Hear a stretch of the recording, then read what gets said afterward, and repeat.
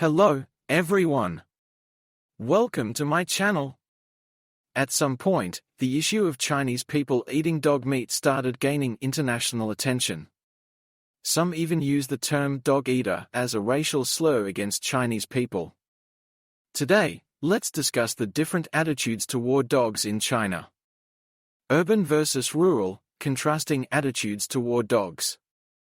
In developed areas of China, particularly first- and second-tier cities, people's attitudes toward pets are not much different from those in Western societies.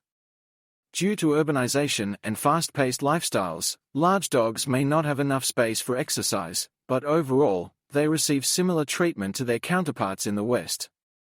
Young women and retired women, in particular, tend to have an extraordinary love for dogs, treating them as their own children.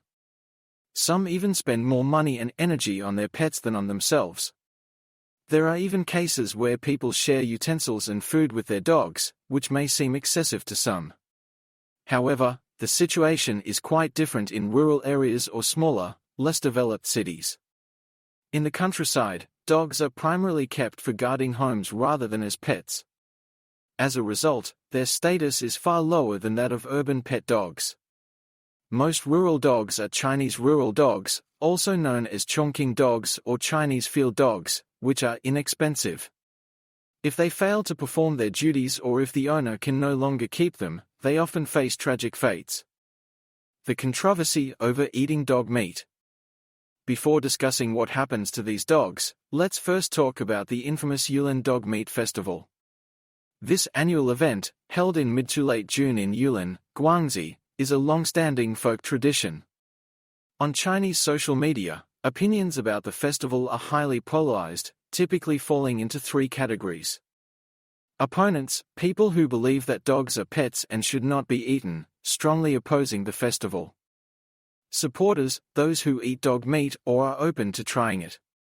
Neutral observers, people who do not eat dog meat themselves but do not object to others doing so.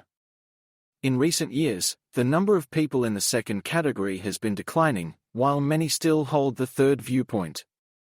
In reality, the practice of eating dog meat is not limited to Yulin but is also present in many rural areas. The primary reason is that these people do not see dogs as family members but merely as functional animals. There's an old Chinese saying, "When the sly rabbit dies, the hunting dog is cooked." In other words, once a dog loses its ability to guard the house or fails to meet its owner's expectations, it is often sold to dog meat traders. On Douyin, the Chinese version of TikTok, some accounts specialize in posting videos of rural people selling dogs by weight. The reasons vary widely. Some are sold because they are food aggressive, some for biting people, some for disobedience, and some simply because the owner no longer wants them. Since China lacks comprehensive pet protection laws, these actions can only be condemned morally but not legally prohibited. Whenever I see these videos, I feel heartbroken.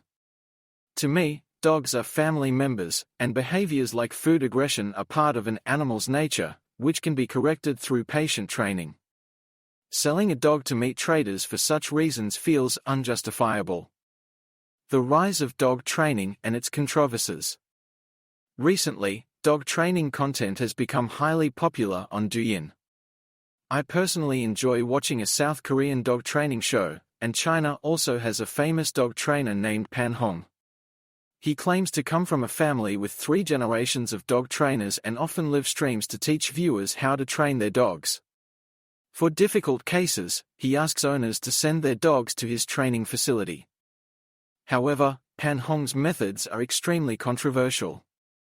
His harsh training techniques often involve violence, leading to multiple accusations of animal abuse from dog lovers. His influence has also contributed to a widespread belief that dogs must be disciplined. As a result, videos of people using violent methods to punish food-aggressive or disobedient dogs are common on Douyin, with some joking that the dog's eyes look much clearer after being beaten. Recently, Pan Hong live-streamed a dog training session where he tied an Alaskan Malamute's mouth shut while giving it a bath. The dog suffocated and died, sparking widespread outrage. However, many of his followers still defended him, arguing that vicious dogs that don't obey don't deserve to live in human society. Why do some Chinese people dislike dogs? Based on my observations, there are three main reasons why some Chinese people dislike pet dogs. Lack of comprehensive laws. In China, most people live in apartment buildings. Due to poor building design, noise disturbances from barking dogs and large dogs running inside apartments often disrupt daily life.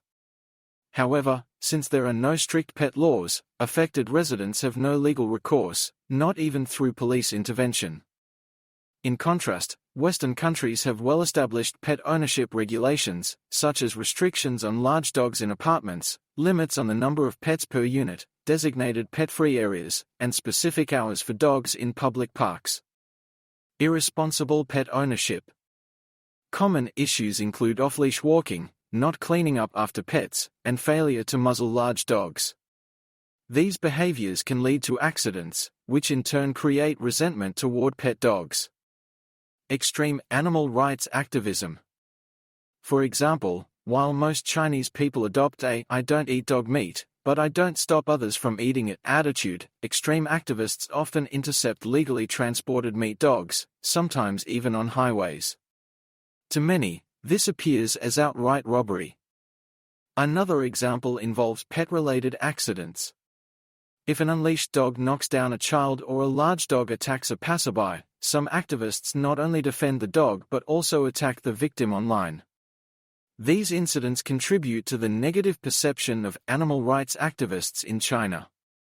The government's attitude toward pets. While some Chinese people have adopted Western attitudes toward pets, overall, China still lags behind in this regard. The key reasons are: lack of effective laws. The country has no well-defined pet ownership laws, leading to issues such as abandonment and abuse. Harsh government enforcement. When enforcing pet registration laws, local governments sometimes take extreme measures, confiscating and euthanizing unlicensed dogs, even if the owners were unaware of the law or had temporarily forgotten to put a registration tag on their dog. During the COVID-19 pandemic, China implemented stringent measures, forcibly sending infected individuals to quarantine facilities. Some pet owners were taken away before they could arrange care for their pets, and government workers entered their homes to sanitize the environment. Many pets were euthanized in this process. At the time, the public, especially non-pet owners, largely supported these measures, believing that eliminating potential virus carriers was more important than the pets' lives. Thank you for watching. Don't forget to like, comment, and share. See you in the next video.